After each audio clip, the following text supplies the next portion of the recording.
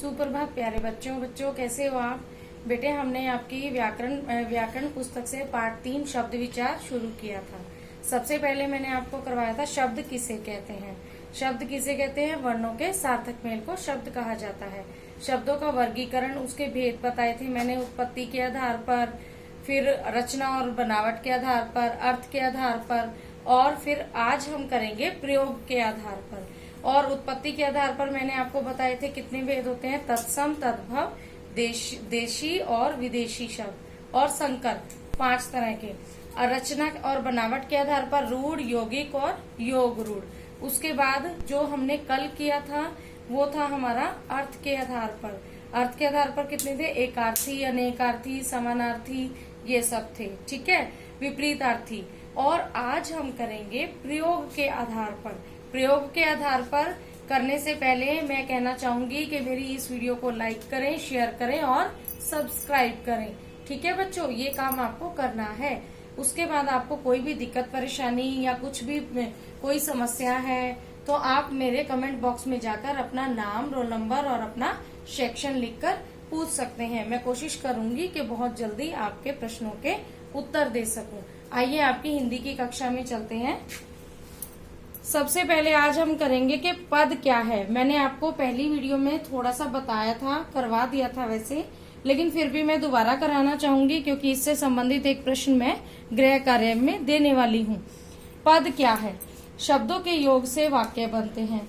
ये आपको पता है। अगर मैं आपको टुकड़ों में शब्द दे दूं कि मैं, पढ़ती, कक्षा, छठी, इस तरह से, तो उसको जोड़कर आप क्या बना देंगे? एक वाक्य बना देंगे कि मैं छठी कक्षा में पढ़ती हूँ या मैं छठी कक्षा में पढ़ता हूँ।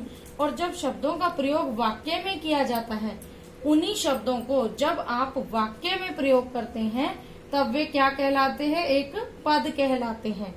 देखिए, पहले शब्दों के योग से वाक्य बना और जब शब्दों का प्रयोग वाक्य में किया जाता है तब वो पद कहलाते हैं। पद में परिवर्तित होने के बाद क्या होता है? लिंग, वचन, कारक, काल, वाच्य आदि के अनुसार बदलाव आता है। देखिए, जैसे मैंने बोला कि मैं छठी कक्षा में पढ़ती हूँ, मैं लड़की हूँ तो मैंने कहा मैं पढ़ती हूँ। आप अगर लड़के हो तो आप कहोगे मैं छठी कक्षा में पढ़ता हूँ, तो आ गया ना लिंग को लेकर परिवर्तन। ठीक है, ऐसे ही वचन को लेकर आएगा कि हम छठी कक्षा में पढ़ते हैं।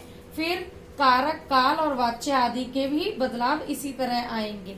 उसके बाद जो आज हमने करना है, पद तो इतना ही है। उसके बाद प्रयोग के आधार पर शब्दों के भेद।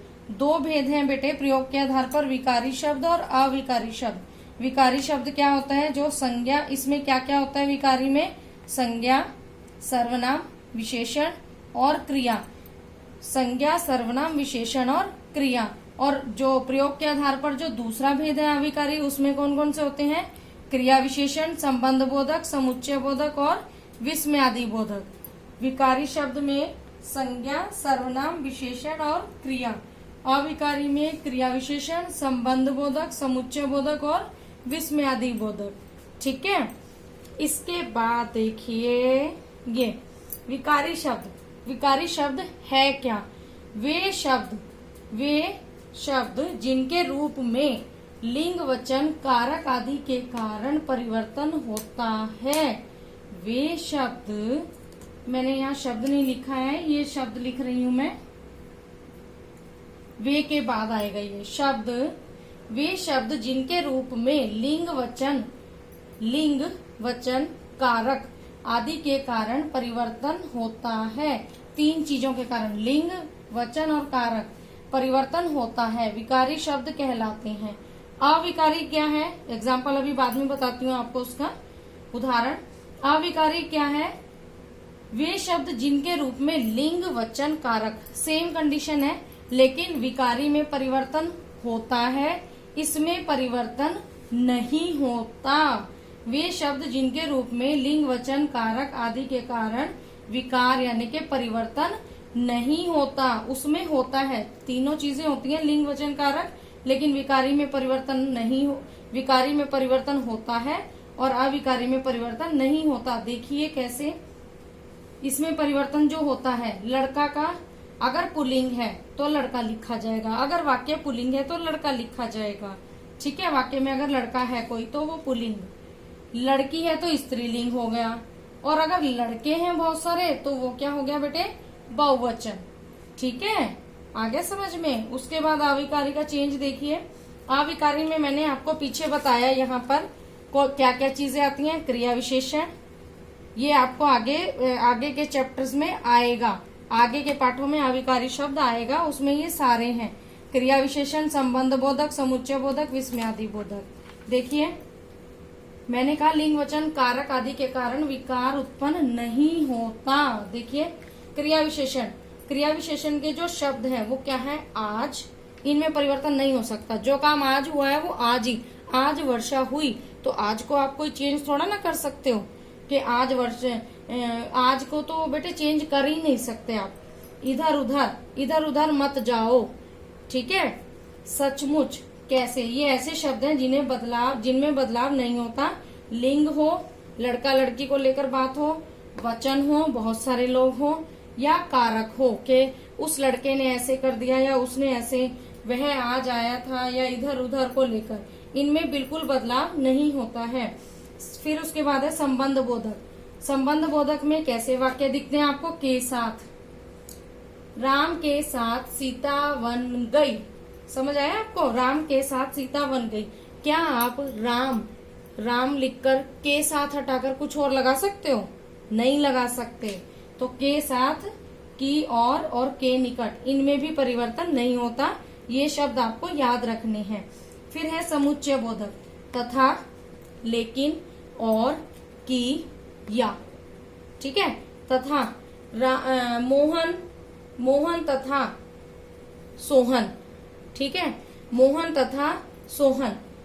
लेकिन, अब जहां लेकिन आना है वहां आप लेकिन ही लगाओगे, चाहे वो किसी पुल्लिंग को लेकर बात है, चाहे वो किसी स्त्रीलिंग को लेकर बात है। विस्मयादि बोधक, अरे वाह, अगर अच्छी बात है अरे ही कहोगे, अरे वाह कितना अच्छा घर है, कितनी अच्छी सब्जी बनी है, या फिर कोई अगर घटना है, हाय ये क्या हो गया। इस तरह से आप, इसमें बदलाव नहीं होता है, चाहे लिंग हो, वचन हो या कारक हो। तो ये मेरा था आज प्रयोग के आधार पर। पद, पहले मैंने पद करवाया आपको, फिर प्रयोग के आधार पर विकारी अविकारी के अंतर्गत बताए कि क्या क्या आता है। उसके बाद मैंने परिभाषाएं बताई इनकी, कि लिंग वचन कारक के कारण परिवर्तन होता है विकारी में और अविकारी में नहीं होता। तो बेटे अब चलते हैं आपके गृह कार्य की ओर। लेकिन आपको क्या काम करना है, मेरे इस वीडियो को लाइक करना है, शेयर करना है और मेरे चैनल को सब्सक्राइब करना है। ठीक है, और कमेंट बॉक्स में जाकर आप प्रश्न पूछ सकते हैं।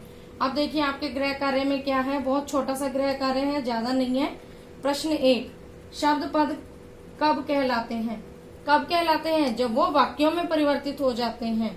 ठीक है, उसके बाद है प्रश्न 2, प्रयोग के आधार पर शब्द के भेदों के नाम लिखिए।